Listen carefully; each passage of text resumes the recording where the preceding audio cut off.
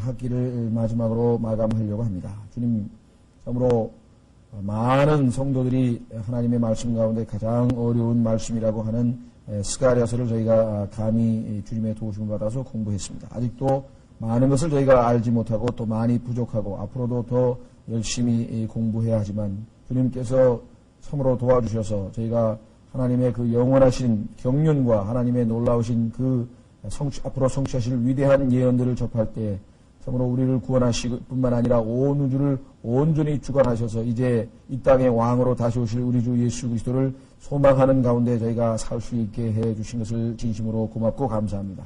너희 마음에서 참으로 새별이 떠오르기까지 예언의 말씀에 주의하는 것이 잘하는 것이라고 주께서 베드로를 통해서 저희에게 말씀하신 것처럼 저희가 앞으로도 계속해서 참으로 주님께서 이루시고자 하시는 그다음 위대한 약속들을 위대한 예언의 말씀들을 늘 주의함으로 주님 오신 날에 대비하고 우리 주변에 있는 사람들에게도 경고의 음성을 바랄 줄 아는 합당한 성도들 줄 수 있게 하시고 그날을 대비함으로 주님을 맞이할 수 있는 그러한 자세로 생활하는 저희 모두가 될 수 있도록 주께서 도와주시옵기를 간절히 기도하옵고 원합니다. 오늘 저희가 다시 주님의 말씀 앞에 섰습니다. 주님, 참으로 부족한 자들이 온데 주님이 도우심을 받아서 또 주님께서 약속하신 대로 모든 진리 가운데로 인도하신다는 그 약속을 신뢰합니다. 또 주님, 부족한 자에게 이 말씀의 사역을 맡기셨는데 무능하고 무지하고 또 무능력합니다.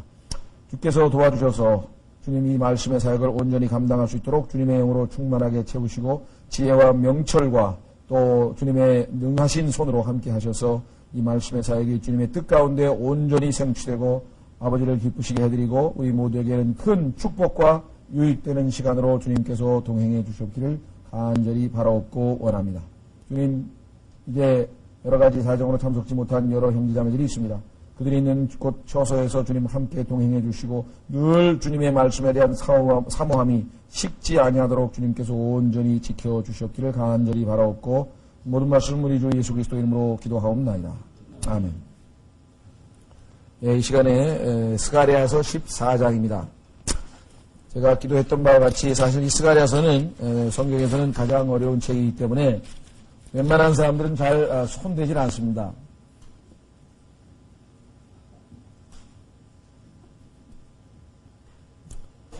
물론 저도 참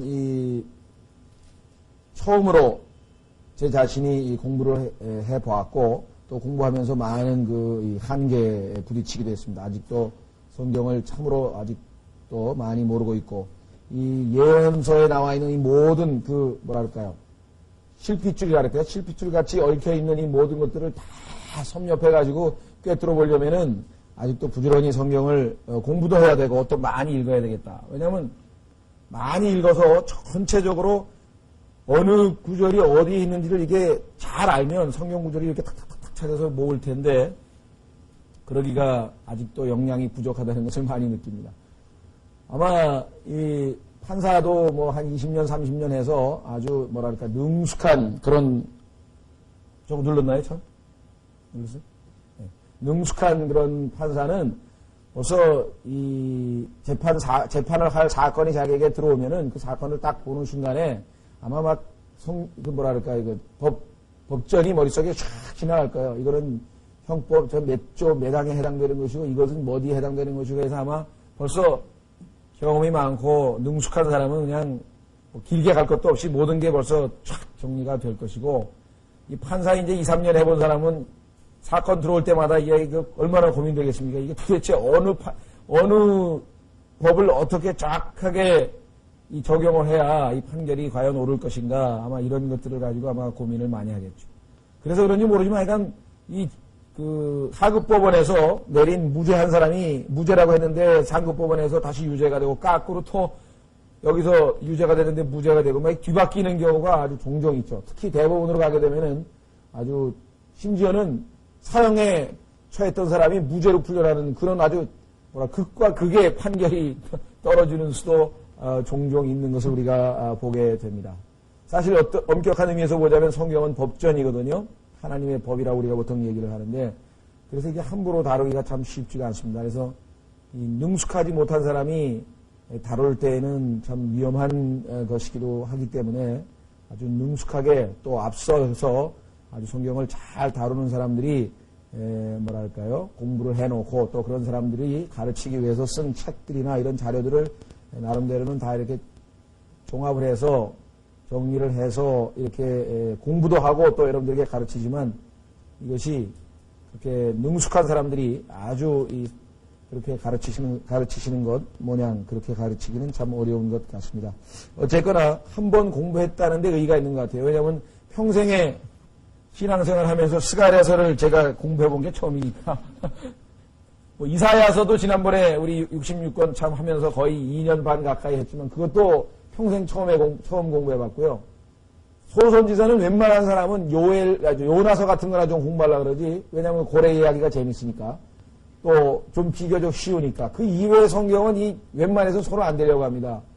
왜냐하면 워낙 이게 함부로 손댔다가는 엉뚱한 얘기가 나오기 때문에. 저희는 이제 하나님의 경륜, 영원서부터 영원까지 숲을 어느 정도 공부를 했기 때문에 그래서 우리가 이제 그 디테일하게 구체적으로 이 하나님의 경륜 가운데 예언서가 차지하는 그 위치를 어느 정도나마 우리가 찾을 수 있으니까 공부를 했지. 영원서부터 영원까지 하나님의 전체적인 경륜, 하나님의 그 마스터 플랜을 충분히 이해하지 못한 경우에는 이게 어디가 어디로 가는지 알 수가 없습니다. 어쨌거나 우리는 호세아서도 이제 공부했고 다니엘서를 저희가 공부했고 그다음에 이사야서를 공부했고 그다음에 이제 스가랴서를 한번 참 어떻게 보면은 조금은 무모하게 도전을 했습니다만은 그래도 그동안에 공부했던 그런 예언서와 관련된 구절 또 계시록과 다니엘서를 공부했기 때문에 그래도 아주 뭐랄까요 미로를 헤매는 것 같은 그런 정도는 아니고 전체적인 흐름은 충분히 파악을 할 수가 있었던 것 같습니다. 아주 자세한 것들은 물론 아직도 우리가 또 주님께서 나중에 기회가 되면 공부할 수 있을 기회가 있겠죠. 자, 오늘은 스가랴서 마지막 장입니다. 스가랴서 14장에 와 있는데요. 이 14장에 보면은 이스라엘에게 하나님께서 약속하신 위대한 약속이 성취되는 것을 보게 됩니다. 그것을 다시 한번 뭐라 그럴까요? 리뷰한다 그러는데요. 앞에 여러 번에 걸쳐서 언급됐던 것인데 최종적으로 다시 정리해서 보여주는 그러한 내용들입니다. 예를 들자면 지금 14장 1절과 2절에 보면 예루살렘이 포위를 당했습니다. 그래서 민족들이 예루살렘을 치기 위해서 이제 모이는 그런 내용인데 이 예루살렘이 포위를 당해서 침공을 당한 사건은 지난번에도 우리 12장에서도 이미 한번 살펴봤었거든요. 12장에서도 보면은요. 지난번에 보면은 그 3절서부터 한번 보십시오. 아닙니다. 1절서부터. 12장 1절서부터 9절까지가 지난번에 우리 예루살렘을 치러 왔던 사람들이 예루살렘을 에워싸고 포위하고 공격하는 그 내용이고 10절이 이제 하나님께서 그들을 구출하는 그런 내용이었습니다. 여기서도 그 내용이 반복이 돼요. 그러나 각도가 조금 틀립니다. 각도가. 그게 무슨 소리냐면은 지난번에 예루살렘을 침략했던 그 상황과 지금과는 그 묘사가 조금 틀리고요. 그 다음에 하나님께서 지난번에 그 예루살렘을 구출하기 위해서 재림하셨는데 예수님이 재림하실 때에는 이스라엘을 회복시키고 구출하는 쪽에 초점이 맞춰져 있고 이번에 스가랴서 14장에서 예수님이 재림할 때에는 예루살렘을 구출하는 것뿐만 아니라 그 괴롭혔던 여러 이방 민족들을 심판하는 쪽에 무게가 두어 있습니다. 한쪽은 이스라엘을 구원하는 쪽으로 초점이 맞춰져 있고 12장에는 14장에는 예루살렘을 침공했던 그러한 민족들을 심판하는 쪽으로 무게가 초점이 맞춰져 있는 그러한 재림입니다. 똑같은 재림이지만 그래서 우리는 1절 보시면 보라 주의 날이 이르리니 사람들이 내게서 노략한 물건들을 내 한가운데서 나누리라. 이미 예루살렘은 포위가 되어 있고 그 안에서 이미 노략을 당하고 있습니다. 여러분도 아시다시피 대환란이 무르익어 갈 쯤에는 이미 성경에 보니까 적 그리스도가 예루살렘에 앉아서 자기가 하나님 노릇을 하고 이스라엘을 괴롭히고 이스라엘을 핍박하는 것을 우리가 성경을 통해서 여러 번 공부한 적이 있었습니다.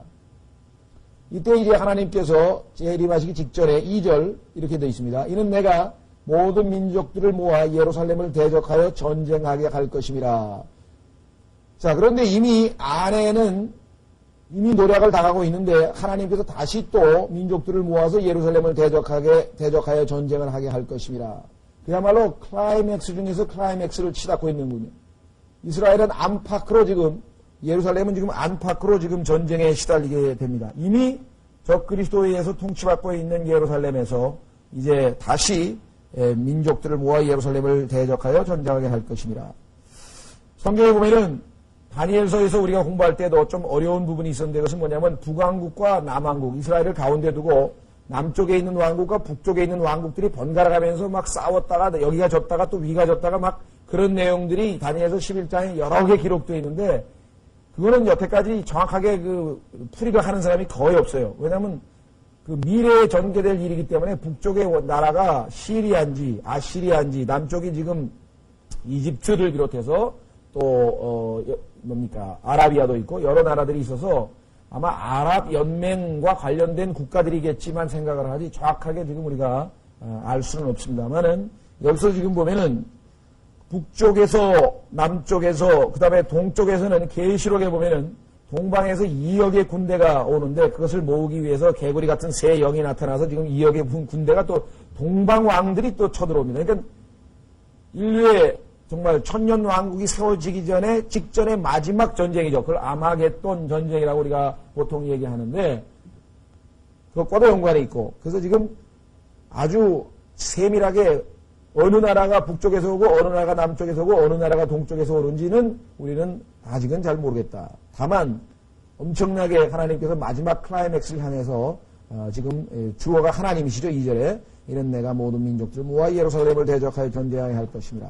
그렇게 되면 이스라엘은 마지막 아주 최후의 핍박과 아주 어려움을 당하게 되는 모습이 여기에 기록되어 있습니다. 자, 뭐라고 되어 있냐면 이는 내가 내 민족 3절에 죄송합니다. 전쟁하게 할 것입니다. 그런즉 그 도시가 함락을 당하며 집들이 강탈을 당하며 여인들이 강간을 당하며 그 도시의 반이 포로가 되려니와 백성의 남은 자들은 그 도시에서 끊어지지 아니하리라.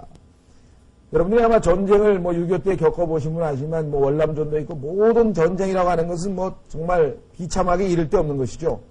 그래서 예루살렘의 경우에는 안팎으로 이제 정말 하나님께서 하늘로부터 강림하셔서 이스라엘을 구해내기 전에는 다른 어떤 대안이 없는 그런 아주 절대절명의 위기에 처하게 될 것을 여기에서 보여주고 있습니다. 그렇죠? 네. 놀라운 사실은 끝부분에 백성의 남은 자들은 그 도시에서 끊어지지 아니하리라 이렇게 되어 있어요. 아하, 구출이 있다는 사실을 우리에게 보여주고 있죠. 구출이 있을 것임을 우리에게 분명하게 보여주고 있습니다. 자, 그래서 우리는 그때 구출하시는 하나님은 3절이죠. 그때 주께서 나아가사 그 민족들과 싸우시되 전에 전쟁의 날에 싸우신 것 같이 하시리라.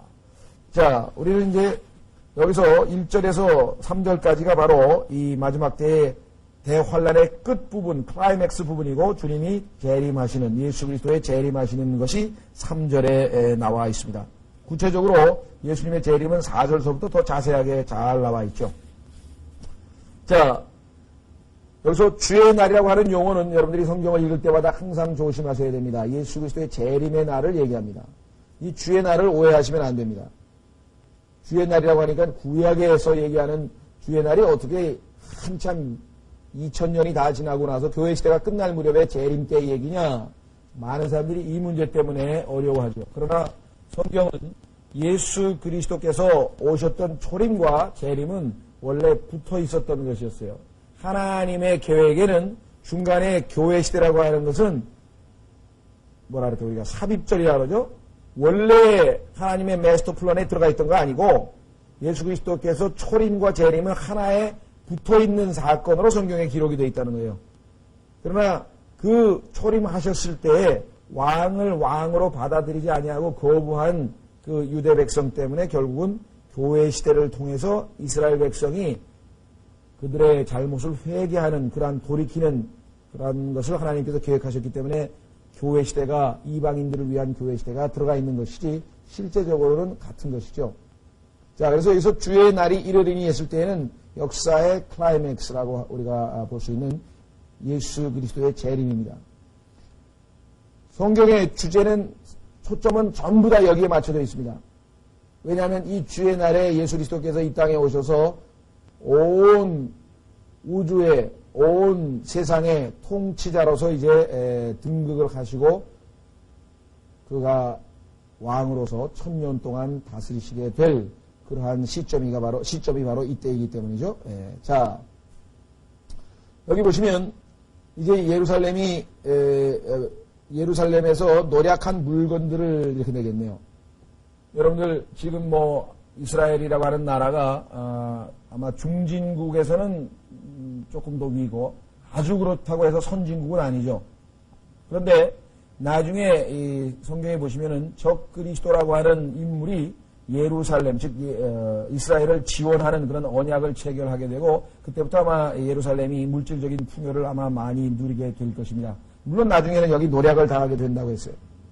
재건된 예루살렘에서 이제 성전도 재건될 것이고 지금 아마 뭐 예루살렘에 가보셔도 아주 현대식 빌딩이라든가 그 다음에 상업적으로 번영한 것이라든가 이러한 것들이 아주 인상적입니다. 그래서 이스라엘은 지금 이 IT 분야라든가 하이테크 분야에서는 상당히 선진국에 근접해 있을 정도로 뭐 미사일도 만들어 가지고 지금 상당히 부국에 지금 접근하고 있는 그러한 나라죠.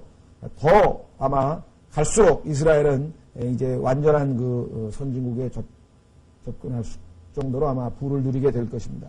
그래서 여기 나와 있는 모든 그러한 것들, 이스라엘이 이룩하게 될 모든 경제적인 부가 노략을 당할 것을 지금 여기에서 보여주고 있는 것을 우리가 이 1절에서 한번 확인을 해볼 수가 있습니다. 그 다음에 한 가지 우리가 아직도 성경을 깊이 잘 모르기 때문에 이해할 수 없는 것은 이미 예루살렘에 적그리스도가 통치하고 있고 이미 유대인은 박해를 당하고 있는데 또 왜 민족들이 동방에서부터 또 오느냐. 그죠? 이것은 역사적으로 우리가 참 뭐랄까요. 실례를 찾아보기가 좀 드문데요.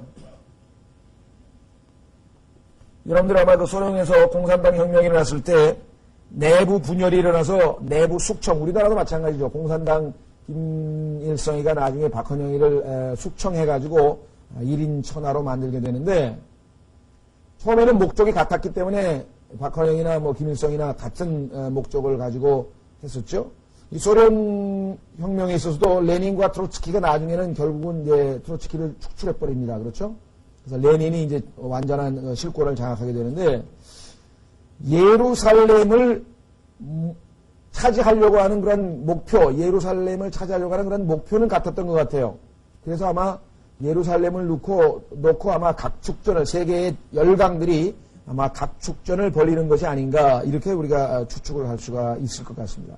그래서 자세하게는 우리가 잘 모르지만 하여간, 우리는 이미 대환란이 시작되면서부터 적그리스도가 예루살렘에서 자기가 하나님이라고 하면서 앉아서 통치하고 있고 유대인들은 어마어마한 핍박을 받고 그래서 그 핍박을 피해서 많은 유대인들이 광야로 도망가게 되고 하나님께서 한때 두때 반때를 부양할 것이라고 성경에서 예언한 것을 우리가 잘 알고 있기 때문에 여기에 민족들을 모아 다시 예루살렘으로 오는 그러한 세력이 있을 것임을 알 뿐 구체적으로 우리가 어떻게 전개될지는 잘은 모른다는 것입니다. 어쨌거나 예루살렘은 절대절명의 위기에 놓이게 됩니다. 자, 어떤 분들은 그래요. 하나님께서 민족들을 모아 예루살렘을 대적하면 하나님이 사랑하시는 성읍이 예루살렘이고 하나님의 거룩한 성읍이 예루살렘인데 그 예루살렘을 하나님께서 심판하시기 위해서 민족들을 데리고 온다.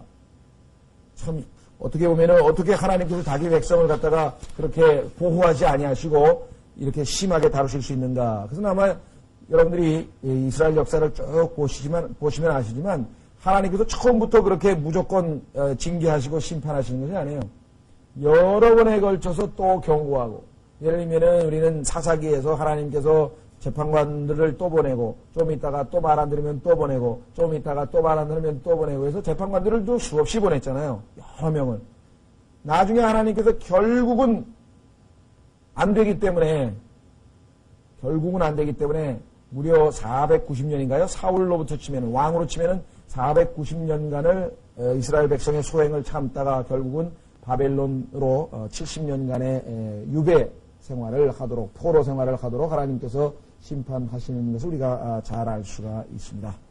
자, 그래서 우리는 사랑의 하나님이지만 공의의 하나님이시기 때문에 무조건 자기 백성을 이렇게 감싸기만 하는 그러한 분이 아니시고 때로는 징계와 심판을 하시는 분이심을 영적인 교훈을 여기서 얻을 수가 있습니다.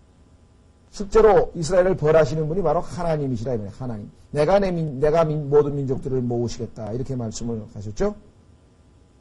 자, 더더군다나 예루살렘이라고 하는 성읍은 마땅히 메시아를 받아들여서 섬겨야 될 그러한 데에도 불구하고 오히려 예루살렘에 살던 거주민들이 예수 그리스도를 붙잡아서 누구에게 팔아넘겼습니까? 이방인인 로마의 총독에게 넘겼던, 즉 하나님의 메시아에게 죄를 짓고 메시아를 살해했던 그러한 성읍이었습니다. 결국은 그들은 카이사에게 말하기를, 루데 총독에게 말하기를 우리는 카이사 외에는 왕이 없고 메시아, 이 유대인 메시아는 우리의 왕이 될 수 없다라고 그렇게 선포를 했었습니다. 그리고 무죄, 죄가 없어서 나는 더 이상 이를 심판할 수 없다고 발뺌을 하려고 했던 그 빌라도에게 그의 피를 우리와 우리 자손에게 돌리라고 했던 그러한 유대의 민족이었습니다. 하나님께서 거기에 대한 응보, 보응이죠. 심는 대로 거둔다고 말씀하신 것처럼 거기에 대한 보응으로 지금 예루살렘은 마지막 정화죠. 그러니까 징계를 통해서 심판을 통해서 정화를 받고 있는, 깨끗하게 되는 그러한 순간이 되겠습니다.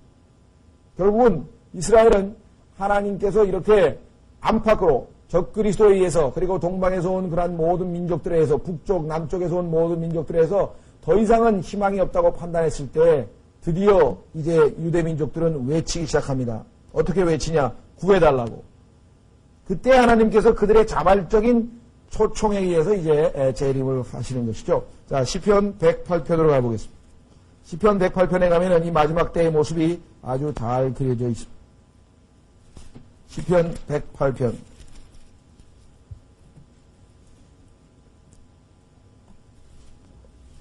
시편 108편에 가면은 7절서부터 하나님께서 이제 이스라엘을 괴롭히는 모든 주변의 아까 얘기했죠. 민족들을 치신다 그랬어요. 하나님께서. 아까 3절에 보니까 전쟁의 날에 싸우신 것 같이 싸우신다고 했는데 그 싸우시는 모습이 7절부터 나와 있습니다. 하나님께서 자신의 거룩하심으로 이르시되 내가 기뻐하리라. 내가 세겜을 나누며 숲꽃 골짜기를 측량하리라. 길르앗이 내 것이요 므낫세가 내 것이며 또한 에브라임은 내 머리의 힘이요 유다는 나의 법을 주는 자로다. 모압은 내 목욕통이라. 내가 외돔 위로 내 신발을 던질 것이요 블레셋을 누르고 게갈을 부르리라. 여러분들 여기에 나와 있는 명칭들 모압, 에돔, 이쪽은 오늘날의 요르단이라고 하는 나라이고요. 요르단, 그 다음에 블레셋, 오늘날의 팔레스타인이라고 하는 나라입니다. 그러한 나라들이 예루살렘을 공격하고 이스라엘을 괴롭힐 때 하나님께서 블레셋을 누르고 게갈을 부르리라 하셨도다. 이렇게 나와 있죠. 누가 나를 이끌어 저 견고한 도시로 들어가게 할까? 누가 나를 인도하여 에돔으로 들어가게 할까? 예수님의 재림 아니에요. 하나님께서 누가 나를 인도하여 들어가게 할까? 오 하나님이여 우리를 내던지신 주께서 하지 아니하시겠나이까? 우리를 내던지신, 이것이 지금 하나님께서 이스라엘을 3년 반의 대환란 동안에 징계를 하신 내용이고, 오 하나님이여 주께서 우리의 군대들과 함께 나아가지 아니하시겠나이까? 그랬죠? 그러면서 뭐라고 했습니까? 12절 우리에게 도움을 주사 고난에서 벗어나게 하소서. 이것이 대환란의 마지막 순간에 이스라엘 백성의 입에서 나오는 주의 이름을 부르는 거예요. 누구든지 주의 이름을 부르는 자는 구원을 얻으리라. 우리는 그것을 복음에다 적용해서 오늘날 교회 시대에다 적용했지만 교리적으로 보자면 마지막 순간에 대환란에 아주 더 이상은 어떻게 할 수 없는 마지막 순간에 이스라엘 백성이 하나님께 구원의 요청을 하는 내용입니다. 우리에게 도움을 주사 고난에서 벗어나게 하소서. 사람의 도움은 헛됨이니이다. 지금도 말씀드렸죠. 지금도 이스라엘 사람들은 하나님을 의지하지 아니하고 어떻게 해보려고 합니까? 이사야서에서는 하나님만 의지하고 하나님께서 주신 땅이니까 하나님이 지키실 테니까 걱정하지 말고 하나님만 의지하라 그랬는데 그렇지 않아요. 이스라엘은 지금 사람의 도움을 받으려고 하죠. 미국에다가 로비 활동을 합니다. 여러분들 이스라엘 사람들이 치밀하게 로비 활동하는 거 잘 아시죠? 이스라엘의 로비가 미국 정가에서는 제일 유명한 로비 활동 아니에요. 이 유대계를 동원해가지고 미국 경제계에 통해가지고 하여간 미국으로부터 지지를 얻어내려고 하죠. 그뿐만 아니라 또 북쪽에 있는 시리아와는 골란고원을 사이에 놓고 지금 협상을 벌이고 있습니다. 요르단과는 이미 어그리먼트 협정이 체결되어 있어서 이미 이제 성경에서 얘기하는 어소시에이션 서로 연합을 이루지 말라 그랬는데 지금 요르단과는 지금 벌써 평화 조약을 체결해 놨죠. 남쪽에 있는 이집트와도 지금 평화 조약을 체결해 놨습니다. 팔레스타인 그다음에 시리아 아직 시리아 안 됐고요. 그 두 나라가 지금 이제 대상이에요. 그다음에 이제 뭐 이라크 이제 나중에 이란 궁극적으로 뭐 아라비아까지 다 포함해서 하나 둘씩 평화 조약을 체결해 가지고 이스라엘은 어떻게든지 지금 살아남아 보려고 아주 필사적인 뭐 외교 역량을 동원하고 미국의 힘을 빌려서 주변 그래서 미국 때문에 여러분 잘 아시는 뭐 캠프 데이비드 카터 대통령 당시에 캠프 데이비드 협정이라든가 이런 미국의 힘을 빌어서 이집트하고 요르단이 지금 미국에게 경제 원조 좀 받는 그것 때문에 지금 할 수 없이 지금 이스라엘하고 이 소위 말하면 어그리먼트에 도달한 거지 이스라엘이 좋아서 그런 건 전혀 아니라는 것을 우리가 잘 알 수 있지 않습니까? 자, 사람의 도움 헛되민이라고 하는 것을 이제야 깨닫는 거예요. 아무리 외교 역량을 동원하고 아무리 해보고 적그리스도와 우리의 메시아라고 해서 언약도 체결해보고 별의별 걸 다 해봐도 결국은 해결이 안 돼요. 그래서 결국은 그들은 눈을 위로 돌리는 거죠. 하늘로부터 오시는 메시아를 기다릴 수밖에 없어요. 13절 우리가 하나님을 의지하여 용감히 행하리. 바로 하나님께서 도우시러 내려옵니다. 그래서 오히려 지난번에 몇 주간 공부했죠. 위기에 처해서 아주 몰락 직전에 있던 이스라엘이 하나님으로부터 힘을 얻어가지고 오히려 치러 온 자들을 역으로 공격하는 일이 벌어졌었어요. 바로 이것입니다. 이는 우리의 원수들을 밟으실 리가 바로 그분이심이로다. 이 13절이 바로 승리의 장면입니다. 시편 108편 13절도 바로 같은 문맥이죠. 최후의 순간에 우리를 도와주사 이렇게 지금 이스라엘은 하나님께 도움을 청하게 됩니다. 자, 그래서 14장으로 넘어옵니다. 스가랴서 14장 3절. 그때 주께서 나아가사. 자, 이 주께서 나아가는데요. 시편 19편에 보면은 시간이 없어서 찾지 않겠습니다만은 시편 19편에 보면은 신랑이 신랑방에서 나오는 것 같다. 예수 그리스도의 재림을 신랑이 신랑방에 있다가 방에서 나오는 것처럼 묘사가 되어 있습니다. 여기도 마찬가지. 그때 주께서 나아가사. 예수 그리스도의 재림입니다. 하늘로부터 오시겠죠? 그 민족들과 싸우시기 전에 싸우시되 드디어 이스라엘을 구출하러 옵니다. 여러분들 아마 이런 플롯, 요런 이 구조, 이런 구성은 뭐 많이 보셨을 거예요. 옛날에 뭐 소설책에도 나오고 뭐 어린아이들 요즘에 뭐 얘기하는 만화 영화에도 좀 나오고 모든 이 구성이 뭐냐면은 나라가 조국이 위기에 처해요. 아니면 뭐 만화 영화 같은 데는 지구가 위기에 처해서 악한에게 거의 먹혀가려고 하는 그 순간에 이제 뭐 정말 백마를 탄 어떤 기가 막힌 구세주가 하나 나타나서 지구를 구한다든가 뭐 이런 플롯이 뭐 아주 많습니다. 여기도 지금 정확하게 바로 이 성경에서도 동일한 성경에서 그러니까 그러한 모든 플롯을 그들이 다 활용을 했다 이 말이죠. 이스라엘이 이제 절대절명의 위기의 순간에 그 민족들과 싸우시되 자 전에 전쟁의 날에 싸우신 것 같이 하리라. 자 여러분들 예수 그리스도께서는 성경에서 물론 하나님이시지만요. 하나님은 성경에서 어떻게 묘사가 되어 있냐면은 전쟁의 사람이라고 되어 있어요. 용사 한번 확인해 보십시오. 출애굽기 15장 가장 훌륭한 용사입니다. 전쟁에 능하신 분이에요. 하나님은. 출애굽기 15장 3절에 보시면은 모세가 출애굽한 이후에 승리의 노래를 하면서 이렇게 주님을 찬양합니다. 15장 1절 이때 모세와 이스라엘 자손이 이 노래로 주께 노래하고 말하여 이르기를 내가 주께 노래하리니 그분께서 영화롭게 승리하셨으며 말과 거기 탄 자를 바다에 던지셨음이로다. 주는 나의 힘이시여 노래시며 나의 구원이 되시는도다. 그분께서 나의 하나님이시며 내가 그분께 초소를 예비할 것이요 내 아버지의 하나님이시니 내가 그분을 높이리로다. 주는 전사시요. 이 전사라고 하는 단어가 영어로 man of war, 전쟁의 사람, 이걸 갖다가 영어로 전사 이렇게 했습니다. 주가 그분의 이름이시다. 자, 그래서 우리는 전쟁에 능하신 하나님, 계시록에도 역시 말을 타고 전쟁을 하러 오시는 예수 그리스도의 모습이 정확하게 묘사되어 있습니다. 계시록 19장. 계시록 19장에 가시면 말을 타고 전쟁을 하러 오시는 예수 그리스도의 모습이 기록되어 있습니다. 계시록 19장 11절, 계시록 19장 11절서부터 16절까지 바로 스가랴서의 문맥입니다. 하늘로부터 예수 그리스도께서 이제 흰 말을 타고 내려오시는데요. 이 흰 말을 타고 구출하러 온다는 얘기는 서양에 보면은 굉장히 많아요. 그래서 항상 구출하러 올 때는 백마를 타고 오게 돼 있어요. 백마를 타고 오게. 플롯이 똑같아요. 성경하고. 자, 요한계시록 19장 11절. 이는 또 내가 하늘이 열린 것을 보니 보라 흰 말이라.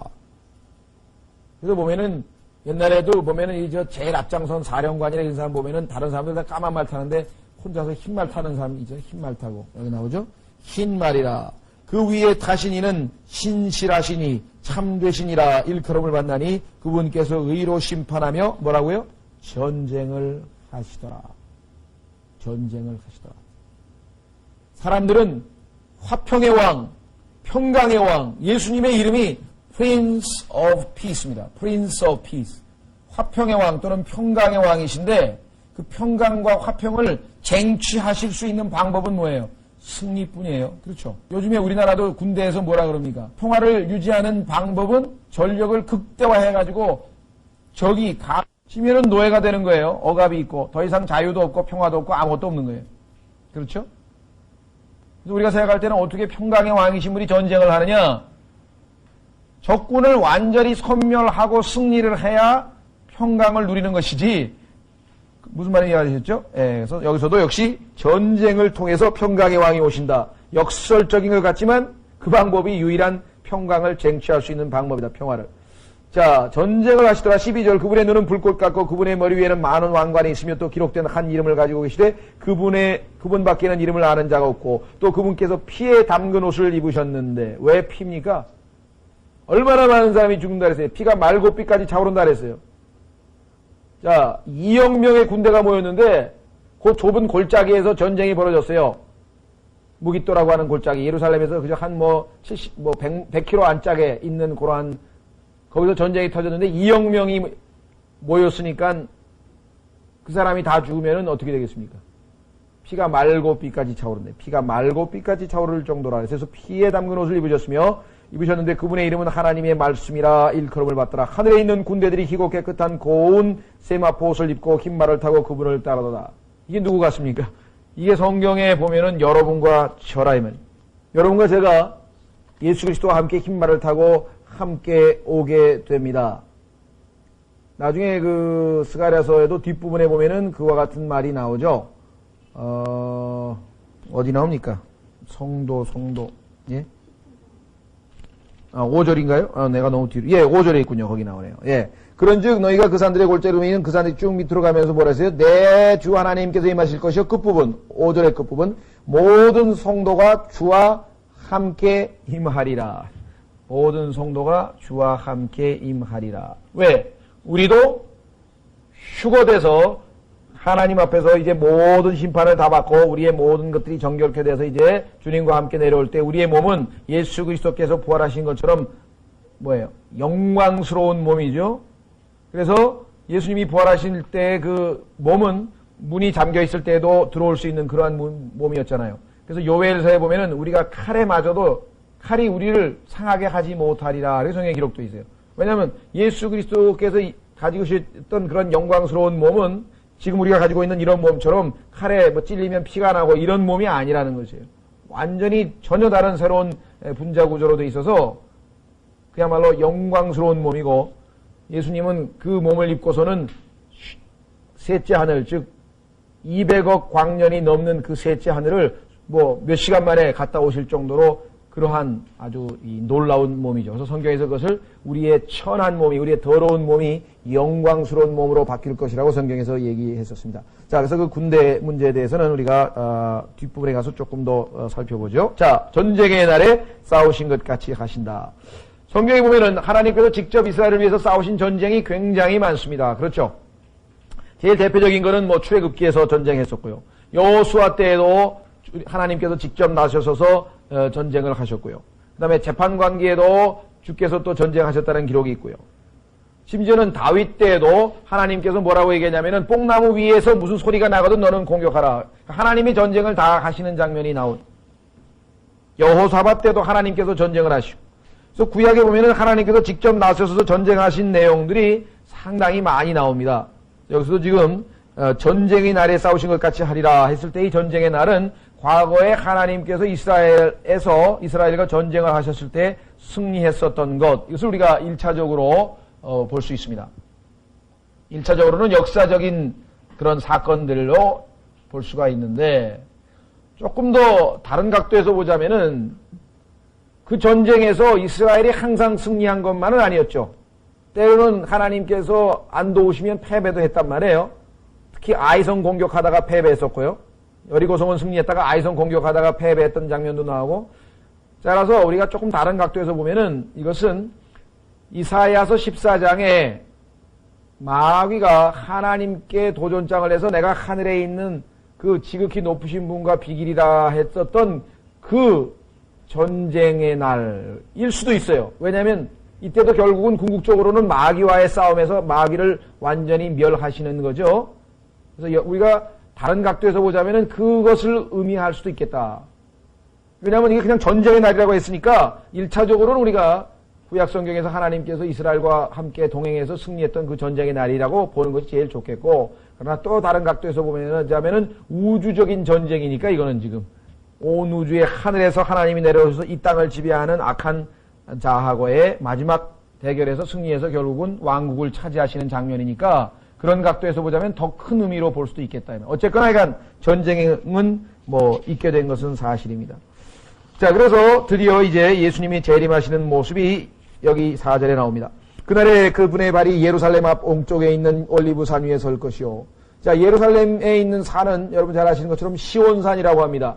그러면 시온산이 왼쪽에 있고, 자, 이쪽이 지중해고, 지중해가 있으면은 그 지중해 쪽으로 시온산이 있고, 그 다음에 그 오른쪽에 올리브산이 있습니다. 그럼 올리브산과 시온산 사이에가 키드론이라고 하는 시내가 있어요. 그런데 그분의 발이 예루살렘 앞 동쪽에 있는 올리브산 위에 설 것이요. 올리브산이 그 한가운데서 동쪽과 서쪽으로 갈라지므로 산이 아예 동쪽과 서쪽으로 갈라졌어요. 그래서 가운데가 골짜기가 생겼어요. 여러분들 침례인 요한이 와서 외친 것 아시죠? 언덕은 낮아지고 골짜기는 메워지고 해서 평지가 평평하게 돼서 주의 길을 예비하라 하면서 예수님께서 말을 타고 이제 예루살렘으로 백마를 타고 입성하시게 되는 그 길을 예비하기 위해서 왔다라고 침례인 요한이 얘기했죠. 물론 영적으로 우리는 해석했어요. 영적으로 우리는 해석을 했지만 재림 때는 문자적으로 그것이 이루어진다. 문자적으로 여기 보시면은 지진이 일어나가지고 지진이 일어나서 갈라짐이고 골짜기가 생기고 나중에 유다라고 하는 그 지역이 있습니다. 여기 보시면은 그 지역이 어디냐면은요, 어디냐. 10절 보십시오. 10절에 보면은, 10절에 보시면 또 그 온 땅이 변하여 게바에서부터 예루살렘 남쪽 림몬에 이르기까지. 게바와 림몬은 유다 지파가 유업을 받은 지역의 맨 위쪽과 남쪽입니다. 우리를 치면은, 가만히 있어보자.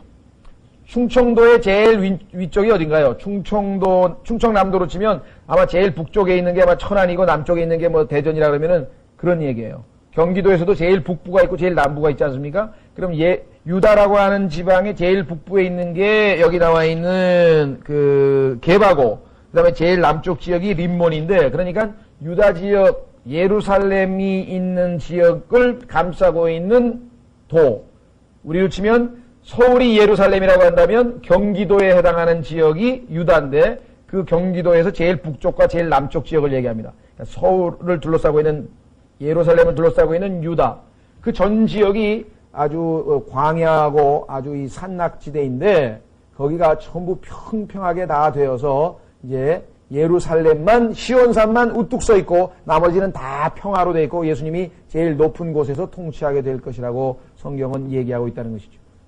그래서 마지막 시대에는 지진이 있을 수밖에 없어요. 여기 지금 지진이 생겼습니다.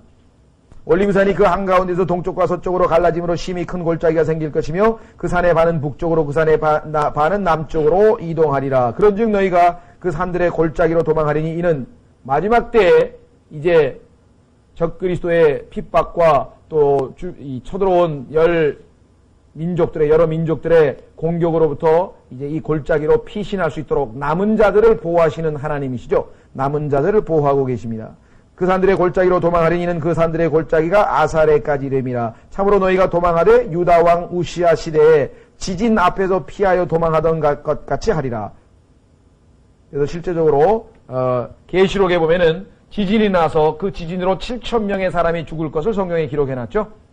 예루살렘에서 지진이 일어나서 7,000명이 죽을 것이라고 계시록에 기록해 놓은 것을 우리가 잘 알 수가 있습니다. 이 이외에도요, 성경에서 예수님 오실 때 지진이 일어난다고 하는 표현은 한두 군데가 아니에요. 땅이 흔들리고 뭐 이런 표현들이 뭐 성경에 아주 많이 나와 있기 때문에 우리는 계시록에서 너무 잘 알죠. 그래서 찾지는 않겠습니다.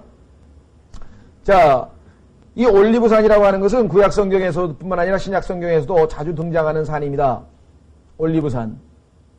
예수님과 관련지어서 살펴보시면 예수님은 올리브산에서 제자들과 함께 뭘 질문을 받았습니까? 제자들이 올리브산에서 예수님에게 이 시대의 마지막, 즉 이 세상 끝이 언제이오며 하면서 주님 오실 때에 대해서 예수님의 세상의 끝과 재림에 대한 징조가 뭐냐고 예수님께 물었던 장소가 바로 그 올리브산입니다.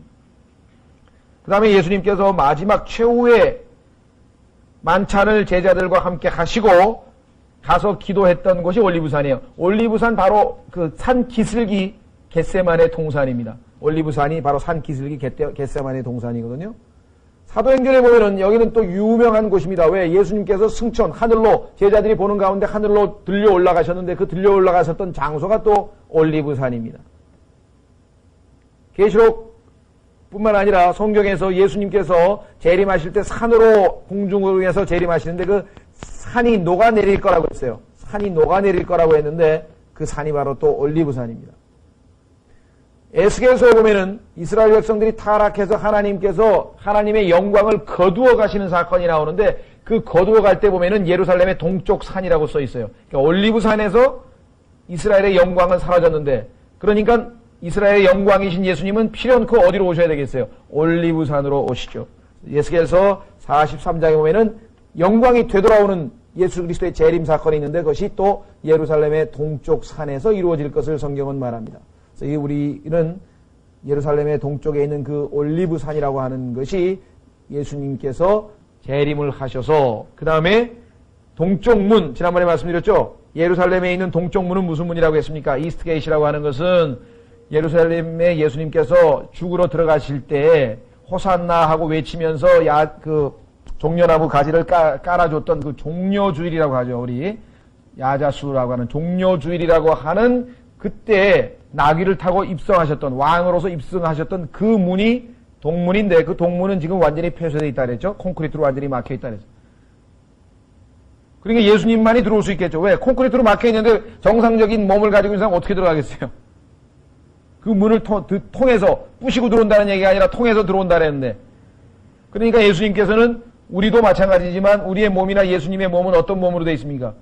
지금 이런 벽도 그냥 통과해서 지나갈 수 있는 예수님께서 부활하셔서 문이 닫혀 있는데 들어오셨던 그런 분만이 들어오실 수 있겠죠. 그래서 동쪽 문을 통과해서 이제 예루살렘으로 입성하시게 되실 것입니다. 자, 그래서 그렇게 되면 이제 올리브산보다 낮은 산이었던 시온산이 올리브산이 다 이제 낮아지게 되면은 어떤 산이 제일 높아지겠습니까? 시온산이 가장 높아지게 되겠죠. 그래서 예수님이 시온산에서 통치하시게 될 것입니다. 자, 이사야서 40장에 보시면 바로 이와 같은 내용이 이사야서 40장에 기록되어 있습니다.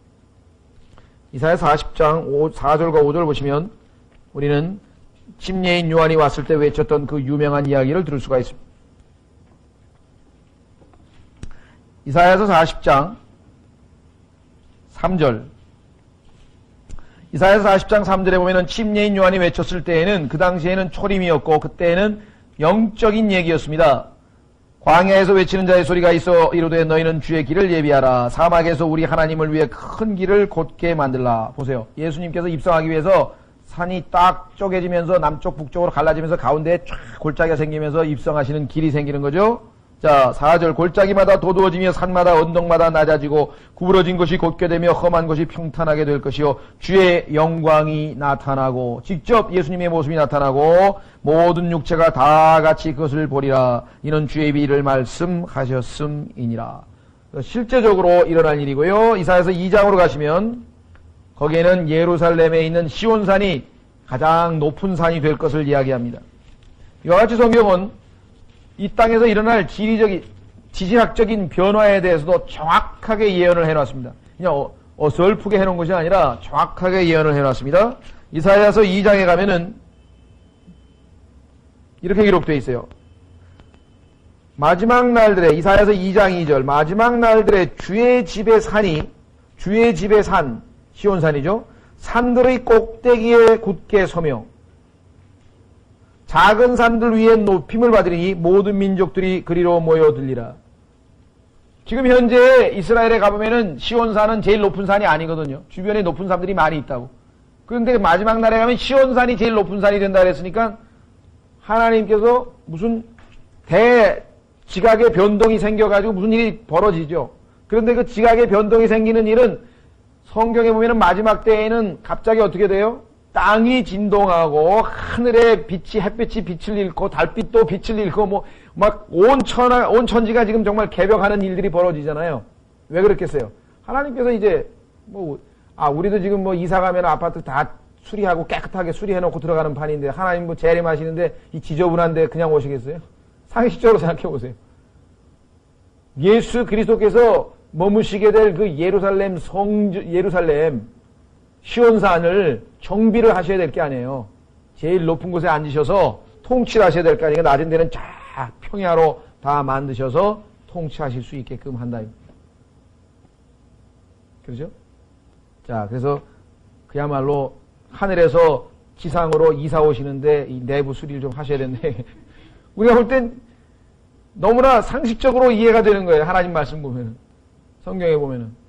자, 그래서 여기서 보면은 지진이 일어난다는 것 바로 그것이었구나 알 수가 있습니다. 가장 높은 곳에서 다스리셔야지 품위가 있으시죠. 그렇죠? 네, 그렇습니다. 자, 그래서 예수님께서는 이 지상에 있을 때는 어디 있었어요? 제일 낮은 곳에 말구유에서 태어나셨잖아요. 다시 오실 때에는 그러니까 가장 낮아지셨으니까 하나님 말씀이 뭐예요? 낮아지는 자는 높아질 것이요. 정확하게 예수 그리스도에서 그대로 성취되지 않겠습니까? 나중에 주님 오셨을 때 높은 자리에 앉으시려면 이 땅에서는 계속 낮아지는 수밖에 없어요. 이 땅에서 그 애니 어깨다 힘주고 그냥 그렇게 하다가 그때 가면 그야말로 저 밑에 자리로 쫓겨난다. 성경에 보니까 앞자리에 높은 자리에 앉으려고 한 사람은 더 높은 사람이 오면은 비켜달라 그래가지고 밑으로 내려가야 된다 그랬잖아요. 자, 예수님이 오시면은 가장 높은 곳에서 통치하시게 될 것을 성경은 말씀하고 있습니다. 자, 그뿐 아니라 여러분들 예수님께서 마가복음에 보면은 이 산도로 들려져서 저 바다에 던지라고 하면은 던져지리라 했던 그 유명한 믿음에 대한 얘기 아시죠? 여기에 성취된다. 올리브산을 그냥 딱 쪼개더니 그 다음에 주변에 있는 산들은 언덕도 다 그냥 산들을 집어 던지면은 다 그러니까 교리적으로는 다 이때 이루어지는 거예요. 우리는 그걸 영적으로 생각해서 우리의 믿음이 좋으면 뭐든지 할 수 있다 이렇게 적용을 할 수 있지만요. 진짜 궁극적으로는 다 예수 그리스도에게 와서 다 모든 것이 성취된다고 하는 것이죠. 자, 그래서 우리는 다시 스가랴서 14장 5절 그런즉 너희가 그 산들의 골짜기로 도망하리니 이는 그 산들의 골짜기가 아살에까지 이름이라. 이 아살이라고 하는 것은요. 성경 사전을 비롯해 성경 어디를 봐도 그다음에 이 역사적으로 지명을 어디를 뒤져봐도 아살이라고 하는 지명은 안 나옵니다. 그래서 결국은 모르게 돼요. 아살이 어딘지 모르지만 이건 몰라요. 왜냐하면 역사적으로 이것을 찾아낸 사람이 아무도 없어요. 우리는 주님이 오셔야 알게 될 것은 한두 개가 아닙니다. 여기도 지명도 마찬가지예요. 아살이라고 하는 지명이 있는데 모르겠어요. 안 나와요. 참으로 너희가 도망하되 유다왕 요시야 시대에 지진 앞에서 피하여 도망하던 것 같이 하리라. 우시야 시대에 지진이 있었다는 사건도 역사적으로 기록이 안 돼 있어요. 이것도 하나님만 아시니까 실제로 있었겠죠. 또한 이때에 주 내 하나님께서 임하실 것이요. 자, 여기도 역시 예수 그리스도의 신성을 입증하네요. 왜? 우리는 3절에서 내 주께서 나아가서 그 민족들과 싸우시되 전에 전쟁의 날에 싸우신 것 같이 하리라. 계시록 19장에서 전쟁하러 내려오시는 분은 예수 그리스도셨잖아요. 그렇죠? 그러면 예수 그리스도께서 재림하시는데 여기는 예수님을 보라고 뭐라 그랬어요? 주 내 하나님이라고 명백하게 얘기했죠. 주 내 하나님께서 임하실 것이요. 예수 그리스도께서 하나님이심을 명백하게 예수 그리스도의 신성을 명백하게 입증해주는 또 다른 구절이 여기 5절에 나와 있습니다. 모든 성도가 주와 함께 임하리라. 아까 봤었죠?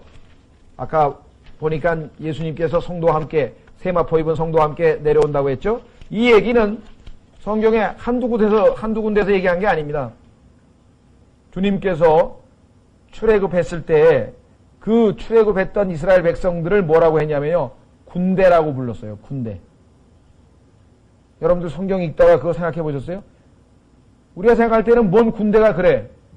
그렇잖아요. 이거 뭐 군대가 무기도 하나도 없고요. 이스라엘 백성들이 지금 출애굽해서 노예 상태에서 지금 도망쳐서 나갔는데 예수님은 성경은 그것을 군대라고 표현했다니까요. 군대. 근데 무기도 하나도 없잖아요. 영적인 군대는 무기가 필요 없어요. 하나님과 함께하는 군대, 하나님이 싸우시는데 우리는 그냥 따라가는 거죠. 따라가는 거죠. 이삭 죽게 하듯이 다 예수님이 다 처리하는 것이 어떤 정말 노획물만 건지면 되는 거죠. 자, 여기 보시면은 이제 구약 성경에도 나오지만 신약 성경에도 많이 나옵니다. 그래서 제일 뭐 명확한 군대 한 군데만 찾죠. 예수님께서 함께 군대 성도들과 함께 내려오시는데 유다서 14절에 보시면 에녹이 예언한 내용입니다.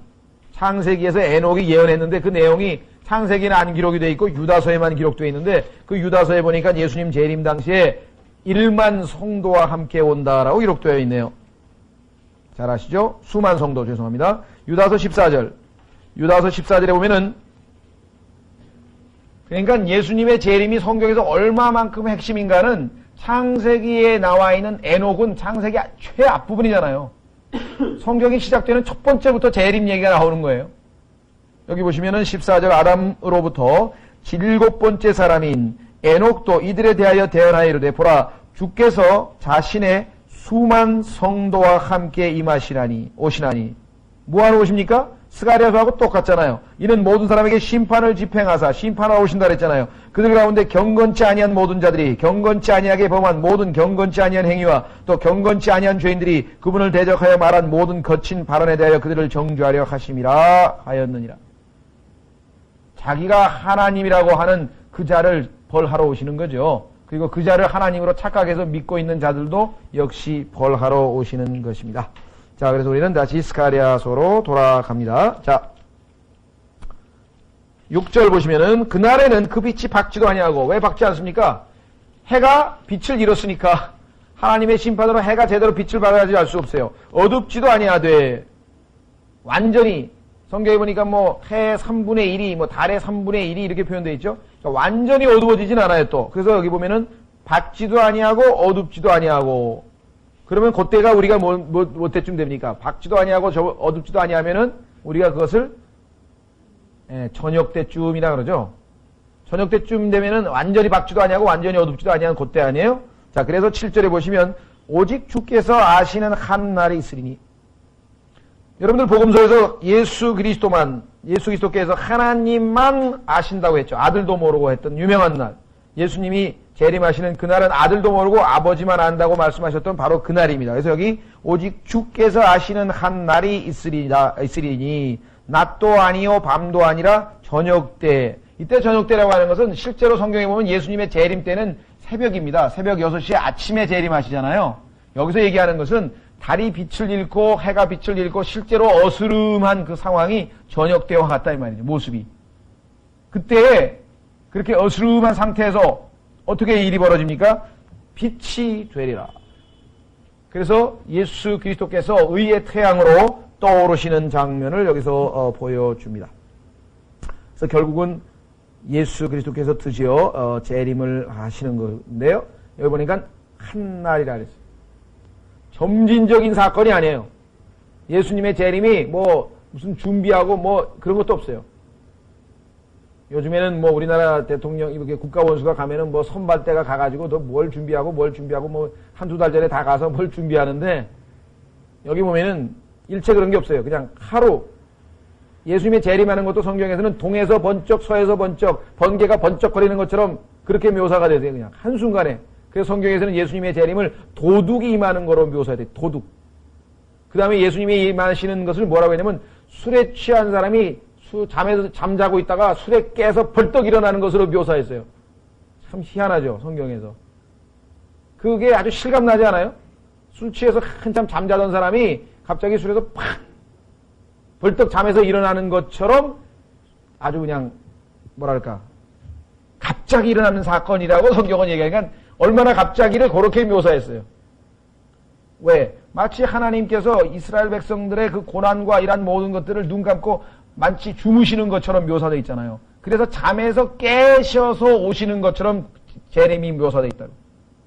그래서 재림에 대한 묘사는 여러 가지 묘사가 있는데, 그 중에 도둑처럼 오시고, 지금 말씀하신 것처럼 이 저녁 때 빛으로 오시고, 아침에 새벽에 떠오르시고, 여러 가지 묘사한 건데, 각각 다른 각도에서 본 것이지 한 개의 사건을 얘기하는 거죠. 자, 여기서는 지금 해가 빛을 잃고 달도 빛을 잃고 저녁 때에 그럴 쯤에 그것이 빛이 되리라, 이렇게 얘기를 했습니다. 자, 그래서 우리는 의의 태양이 떠오르는 것, 말라키 4장, 그 다음에 시편 19편입니다. 시편 19편에 나와 있는 것 잠깐 하나 확인해 보겠습니다. 시편 19편에 보면은 그 유명한 사건이 기록되어 있습니다. 드디어 신랑이 신랑방에서 나오신다, 이게 마치 주무시다가 나오시는 것처럼 나오시는 사건으로 시편 19편에 예수 그리스도의 재림이 묘사되어 있습니다. 시편 19편, 하늘들이 하나님의 영광을 밝히 드러내고 궁창이 그분의 손으로 행하신 일을 나타내는도다. 낮은 낮에게 말하고 밤은 밤에게 지식을 보이니. 혹시 여러분들 모르겠어요. 옛날에 그 성가대 같은 거 하신 분 있으세요? 교회 성가대 하면은 핸델의 메시아가 아니라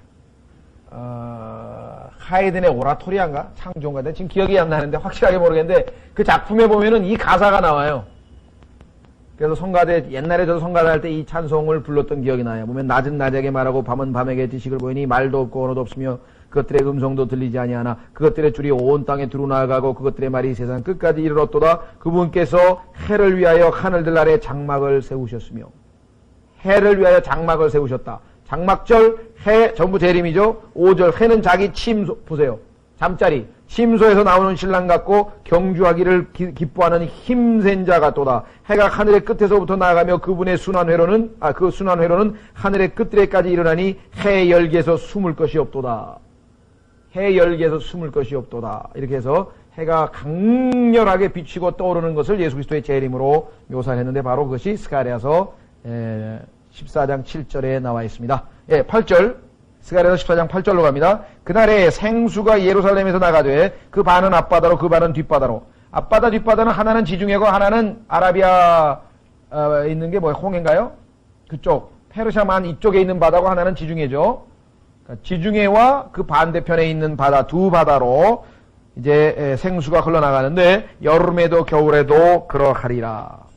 자, 이 생수는 아까 지난번에 우리 13장 1절에서 배울 때 이미 한번 언급을 한 바가 있었습니다. 이 생명수는 계시록에서도 나오죠. 생명수의 강이 흘러나오게 되는데 예루살렘에서, 자 13장 1절 먼저 보겠습니다. 스가랴 13장 1절에 보면은 생명수가 흘러나오는데, 그날에 죄와 더러움을 씻기 위한 샘이 다윗의 집과 예루살렘의 거주민들을 위하여 열리리라. 이렇게 됐죠? 그래서 깨끗하게 지금 정화됩니다. 더럽혀졌던 모든 것이 정화되고, 자, 계시록으로 가시면 역시 생명수의 강이 흘러나오네요. 생명수의 강. 계시록 22장. 계시록 22장 1절에 보면은, 계시록 22장 1절, 또 그가 하나님과 어린 양의 왕자로부터 흘러나오는 수정같이 맑은 생명수의 정결한 강을 내게 보여주니라. 그 도시의 거리 한가운데와 강의 양쪽에는 쭉 해서 지금 생명수의 강에 대한 언급이 또 언급되어 있고, 자, 그 다음에 에스겔서에 가면은, 에스겔서에 보면은 그 강이 아주 자세하게 묘사되어 있습니다. 에스겔서에 보면은 그 강물에 대해서 어떻게 묘사되는가 보세요. 에스겔서 47장. 에스겔서 47장. 1절서부터 보시면은 그 뒤에 그가 나를 다시 데리고 그 집의 문에 이름에 보라. 그 집의 출입 통로 밑에서 물들이 나와 동쪽으로 흐르더니 이는 그 집의 앞면이 동쪽을 향해 서 있습니다. 그 물들이 그 집의 오른쪽 곧 제단의 남쪽에서부터 흘러내리더라. 쭉 흘러내리더니 처음에 어떻게 됐습니까? 2절의 끝부분.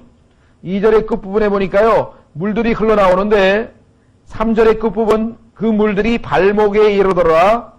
4절의 셋째 줄에 그 물들이 무릎에 이르고 그 4절의 맨 끝에 허리에 이르고 5절에 가면은 그 뒤에 내가 그 1000규빗을 측량하니 그 물이 내가 건너지 못할 강이 되니라. 물들이 솟아올라 헤엄칠 물들이 되고 건너지 못할 강이 되었더라. 그렇게 됐죠? 그래서 강둑의 이쪽과 저쪽에 7절 나무가 많이 있다 그랬어요. 생명나무겠죠? 그래서 이 물들이 결국은 9절에 보니까 치유하는 물입니다. 모든 부패했던 것을 완전히 치유하는 물이 됩니다. 완전히 치유합니다. 그뿐만 아니라 10절에 보면은 바다에 물고기 같이 많은 물고기들이 있을 것을 얘기했죠. 12절에 가면은 거기 근처에 있는 나무의 열매를 먹으면 치유가 된다, 약이 된다라고 얘기했습니다. 입수하기는 약이 되리라. 맨 끝부분에. 자, 그래서 지금 여러분들 아시다시피 이스라엘이라고 하는 나라는 1년에 4계절, 비가 오는 날이 넉 달밖에 없습니다.